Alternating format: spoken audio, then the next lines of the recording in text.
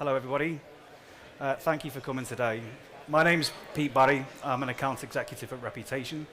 And I'm joined today by my colleague Matthew Patchett, who's senior CX strategist, and Karen Prince from Lucky's, director of customer engagement. Before we get into the conversation that we're going to have today, for those of you in the room that don't know, and there are some friendly faces, just a bit of background on Reputation. So we're effectively a software company based out of Silicon Valley that effectively helps businesses manage their online reputation. We effectively believe that feedback fuels progress. And there's various different methods that we employ to be able to help businesses manage their online reputation. Today we'll be talking about the CX journey that Lookers have been on. When we started the business back in 2006, we were very heavily focused in the online reputation management space. We're effectively credited with creating that particular space. But since we've moved more into the CX space, the combination of these two worlds, i.e. the third-party feedback that we see on the likes of Google and Facebook and wherever it might exist, and then the first-party data that we get from the likes of surveys, and analysing that information is what we now term as reputation experience management. One of the key things that we have within the Reputation platform, alongside the ability to manage your reviews and your business listings and the surveys that we can drill into, as well as competitive intelligence, is our reputation score, which is patented. And a lot of you in the automotive industry will have already seen this. We use it to be able to effectively send out a yearly award or report that goes out across the whole automotive sector, looking at both the manufacturers that we work with, as well as the dealer groups that we work with, right down to the location levels. And one of the things we'll be talking about in a bit more detail today with Karen is how Lookers have effectively excelled the reputation score this year. So we'll go into a bit more detail now. Karen, before we start with some of the questions, it might be worth giving you a bit of an introduction from a personal perspective as how you operate with Lookers. Yeah, I mean, I won't go too personal. So I'm Karen Prince. I'm Director of Customer Engagement at Lookers. I've been with Lookers, it's just coming up to 8 years now. I've been in this particular role for just over 2 years. I've previously worked at Arnold Clark. I was there for 15 years, so I am an automotive lifer. Institutionalized, and I have always worked sort of in operations across sales and after sales, and then moved into a more central role. And within my role in Lookers, I look after everything customer, so our contact centres, our marketing, our data strategy, but also customer complaints, customer feedback as well. So that's me. Super, thank you. So just thinking about your customer journey with Lookers, can you just talk about where you started, where you are now, and then some of the challenges that you've had along the way? Yeah, I mean, from a customer journey perspective, customer experience isn't new to Lookers. Lookers has been around for over 110 years, so it's a fundamental part of what we do on a daily basis. To us, that means creating customers for life. That's what we talk about. That's our internal mission. I think what happened for us, particularly during the pandemic, was that you went through this period of change in such a short time that we needed to get feedback from customers about the changes that we were making to see whether the improvements were good, whether they liked it. We held some customer listening sessions. And there was two things there was various themes that came out, but there was two things. One being the unaccompanied test drives that we'd started doing during the pandemic, which they really loved. We kept them going. They liked the changes that we'd made to the sales process to digitise some of that. So again, we continued on that journey and improved it further. And it was probably the first time that we'd ever used customer feedback at a group level to make changes right across the board, as opposed to more, looking at local level changes. So that was probably the point at which we went, probably saw the most acceleration in our customer experience changes. In terms of now, so, now it is about how do we achieve that mission of creating customers for life. So to us, that is very much about bringing our values to life in our behaviours. So within Lookers, our values are around being simple. So are we easy to do business with? Is it easy to interact with us? Engaging. So do we care about our customers? Are we human? Do we have that human interaction? And transparent. Can they trust us? Are we going to do what we say we're going to do? So we try and bring that to life in the behaviours and some of the activities that we've done. So we have a training programme that we rolled out across the sales force, focusing in around customer experience, and it's also now part of our induction process. We are doing the same for after sales. We're looking at the same within our contact centres to improve that. We created a customer service and resolution team who look after our regulated and non-regulated complaints, and what they now do is pull all of that information together. They have dashboards, they have feedback, they have insights, they do root cause analysis, so that we've really got that more holistic picture of our customers. We're also working with Reputation and with Matthew to refine our survey process so that we can open up more touch points, refine those surveys so that we're getting the real insights that we need in order to improve our business and make those business changes. And we're also looking at joining together all those different feedback sources so that we have a really, much better understanding of customer experience, whether that's through manufacturer surveys, through our reviews, through our surveys, through our complaints, whatever that might have come back. Brilliant, thank you. And then in terms of that journey, how have you got, I suppose, key stakeholders within the business to come along with you and get them brought into, doing the right thing in terms of the customer? I would say at an exec level, it's not been challenging at all. We know how important customers are to our business and retaining customers. So that part of it wasn't difficult. I think when we introduced Reputation, there was probably a little bit more of a challenge with the dealership colleagues because it was another platform, it was another survey, it was something else they were measured on. Yeah. So trying to show the benefits of that was definitely the bit that started off as a challenge, but I think it's really well embedded now within the company. Yeah, super. Cool. So, at what point, Karen, in your CX journey, did you begin to realise the importance of online reputation management? And when did Reputation come into the fray with that as well? So, it's interesting because I think we were probably a little bit back to front. Yeah. So we didn't start with Reputation with a view to our online reputation. We already had Reputation being used through one of our OEM partnerships. It was Kia at the time were using it. We had great feedback from the dealership teams. They really liked the platform. They thought it was really good. And what attracted us was that we had a measure that we could use right across the board that was, a collective score, whether it was sales, after sales, whatever the interaction was. It was a collective score that we could measure all of our dealers right across the board, and we could benchmark ourselves against, our competitors and our peers. So we sort of approached it from that angle, and then, we've always really wanted customers to be those brand advocates for us, and so we thought, we were pretty confident that we gave good customer service. We've been around a long time. You have to be doing that. But what was the sort of the most attractive thing about Reputation was that it made it really easy for customers to be able to share that and become our brand advocates with Review Boost, and the fact that it was just as simple as, yes, I'm happy to share that, and then that was it. It was out there in the big bad world. Okay, that's good to know. So in terms of how integral would you say it is now to be able to manage the online reputation as part of the CX strategy?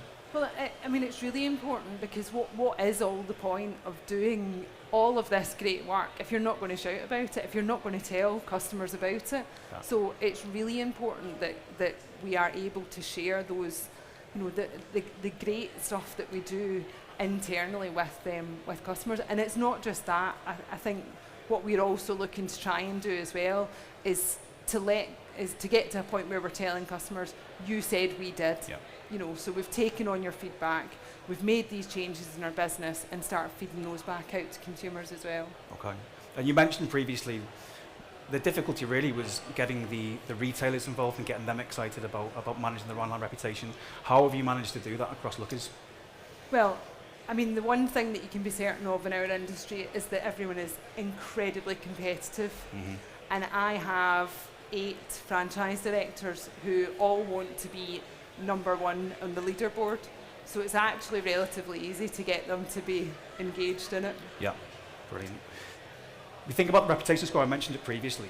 Lookers have seen a massive improvement over the last few years. I think you're the 34th, and then you jumped to 8th place last year, and now we're up to 4th, which is an amazing achievement and testament to the work that the staff have been putting in at Lookers. How important is the utilisation of the reputation score within the business? It's really important. I mean, I think that we absolutely, you know, we're delighted with the progress that we've made, and it means a lot to, you know, it means a lot to the team, and it's about the hard work that they and commitment that they show every day with their customers. But what I think we now need to do is the score is a reflection of what you do. So let's focus less on the score and think about more about the insights and about what we're being told and about what our customers think. Because if you do that, the score will take care of itself. Yeah. And I think that's the change that we're moving to now, is thinking less about that score. Because really, you know, what is the score? The score's a vanity metric. Mm-hmm. It's not the bit that really matters. A customer doesn't see my reputation score. So what really matters is whether or not I'm doing something with my customers to improve their experience. Okay, thank you. And then in terms of obviously any strategy, people are key. People buy from people. So how do you empower staff, employees, and then how do you recognise them in terms of the work that they're doing to help you on the way in terms of your customer experience? So our CEO, Mark Raban, and Duncan McPhee, our Chief Operating Officer, have access to the platform. They get notifications through of positive and negative reviews as they come. They're very active. They contact the individuals to, you know, congratulate them or to ask what has potentially gone wrong. And I think that when you've got that level of ownership at the highest level in the company, it helps for everyone to know how big a priority it is to us as a company. The other thing we've done, particularly around ownership, is, you know, we set up the customer service and resolution team. They're great and they perform a fantastic role and they're key to this, but they do not own customer complaints unless it's regulated, in which case they do. But if it's non-regulated, you know, if it is that, you know, if something has gone wrong in the dealership, then it has to stay with the dealership. They have to still own that to make sure that they put it right. What the team can provide is some best practice. They can, you know, help them with, you know, how they might, you know, get that consistency in terms of, you know, how we resolve the complaints. But I think ownership is incredibly important.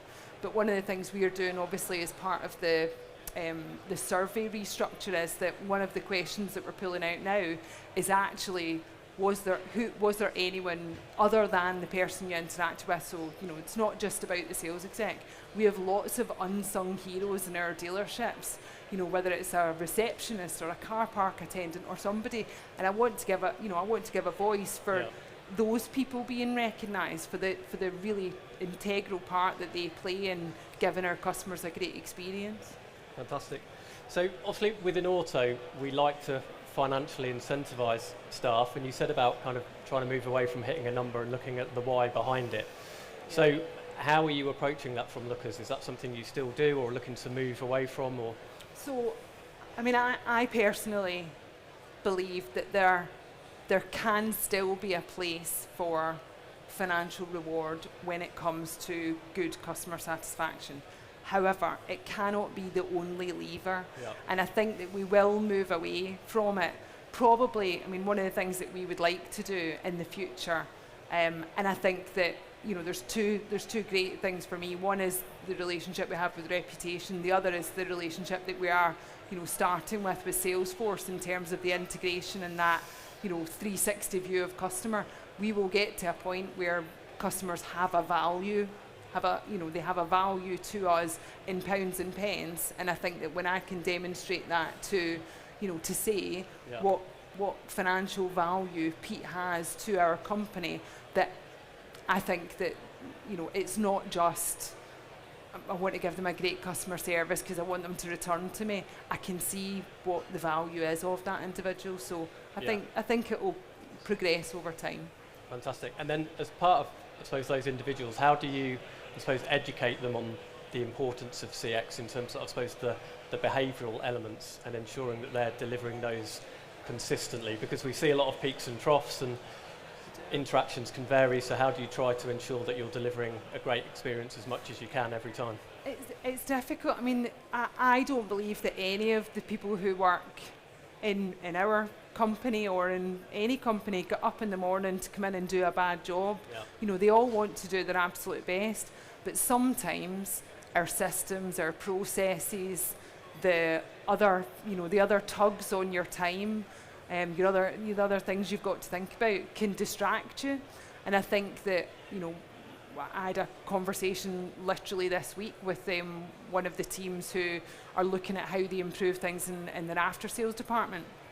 And their answer was that, we just need more people, we just need more people to do it. And, the reality is, in the landscape we're in currently, that's just not an option. So what are the innovative ways that we can give people time back?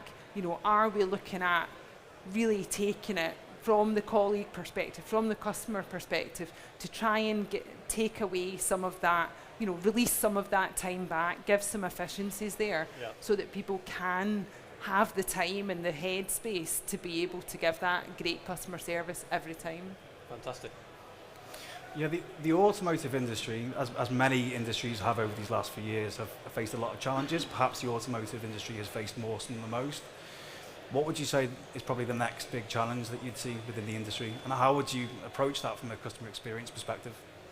I mean, I think there's probably two that spring to mind. I think electric vehicles, for starters, and I think the main thing around that is not the fear of electric vehicles as such, but it's customers, and it's making it. How do we make it as simple as possible? Because that is what customers want. They want that simplicity. So how do we take something that actually is a little bit scary? If we, it's not something that we're used to. It's not something that we do every day. That we're used to owning. How do we make that simple for them? So I think that knowledge that we have is really important, but it's also how we then convert that into, if we were explaining an electric car to a 4-year-old, what would that look like?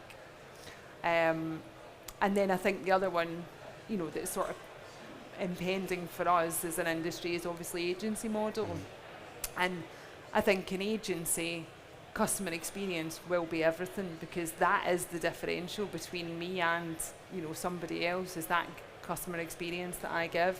So it is, if you're not on that journey now, you need to get on it. Thinking about that journey, so, well, from your perspective, when you think about CX, do you see it as an evolution or a revolution? Evolution, absolutely evolution. It's. I don't think that customer demands necessarily change all that much in terms of their expectation from us. I think what changes is customers they're better prepared now, and so we need to react to that. We need to, make sure that we recognise at what stage that customer is in their journey, and we respond in the right way to that. But I think that we will constantly just have to evolve and change along the way, and I think that's what's so great about our sector, is that that's what we're good at. We have, I'm over 20 years now in automotive. There has always been the next big thing that we are going to have to face, and the next challenge that we're going to have to take on, and every time we've done it and we've reacted and we've changed, and and I think the last 2 years shows how adaptable we are as a sector. Amazing. I was just going to kind of wrap up because I'm conscious we're heading to the end of our session, and this is an unscripted question, so I'm putting you on the spot. But in terms of your... No, I didn't sign up for unscripted. In terms of your CX journey, and then I suppose a takeaway nugget for people here, what's been your biggest learning that in terms of actually, if you could share kind of a golden nugget, what would it be in terms of what you've learned?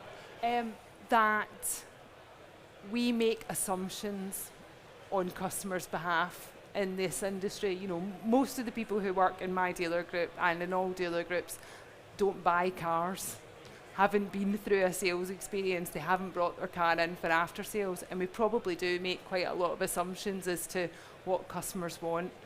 My takeaway is listen to your customers, look at the feedback, read what they're saying, and take it on board. And even, you know, I mean, those customer listening sessions we did were incredible, the amount of information that we took from it. So that's I suppose what I would say. Super. Okay. I mean, that's pretty much it for the conversation. We do have a few more minutes if anyone did have any questions or wanted to ask anything.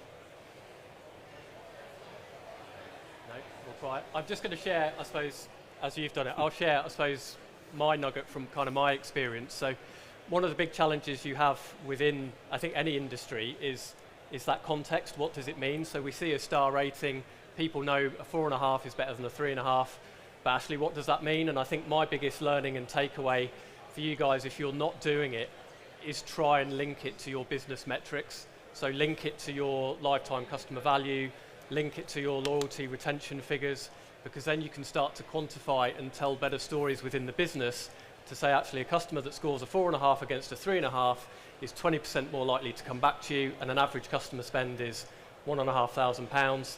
Once you start to equate a pound note figure or kind of physical people coming into your dealership, people's ears within the business will prick up.